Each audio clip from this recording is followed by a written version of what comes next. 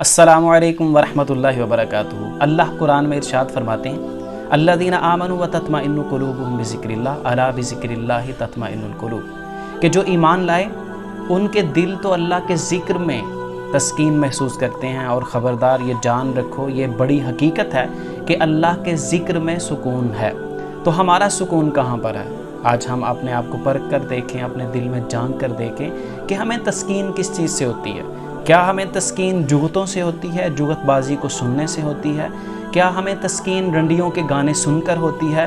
क्या हमारे नौजवानों को आज तस्कीन जो है वो सिखों के गाने सुनकर होती है? अगर ऐसा है तो फिर हम इस आयत पर कैसे पूरा उतर सकते हैं और हमारे ईमान कैसे मुकम्मल हो सकते हैं कि हमारा दिल जो है वो अल्लाह के ज़िक्र में सुकून महसूस नहीं करता। कुरान मजीद अगर चल रहा हो, कहीं तिलावत चल रही हो या कुरान मजीद की हम तिलावत कर रहे हों, तो हम कितना उसमें अपने आप को इन्वॉल्व करते हैं और कितनी हमें राहत मिलती है, तमानियत और सकीनत उतरती है। ये परखने की बात है, आज ये जांचने की ज़रूरत है और इस कसौटी पर, इस मयार पर अपने आप को देखने की ज़रूरत है कि हम किस तरह के ईमान वाले हैं। हमारी गाड़ियों में सफ़र के दौरान क्या चलता है? हमें सफ़र में सुकून और राहत अल्लाह के ज़िक्र से होती है या गाने चला कर मिलती है?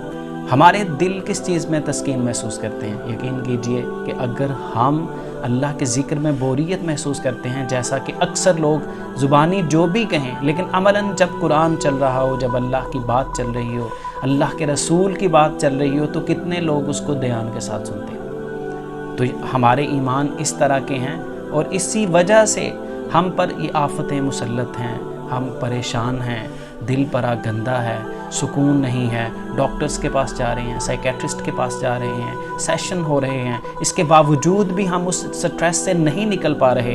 क्यों? क्योंकि अल्लाह के ज़िक्र में तस्कीन और राहत है। जिस ज़िक्र को हम बुला बैठे हैं, हम वक्ती फ़रहत के लिए और तस्कीन के लिए ये मुख्तलिफ़ हीले बहाने करते हैं और मुख्तलिफ़ चीज़ों के पीछे पड़ते हैं, लेकिन हकीकत में ज़िक्र जो है अल्लाह का, उसी में तस्कीन है। अल्लाह हमें अपने ज़िक्र के साथ सुकून, इत्मीनान नसीब फरमाए।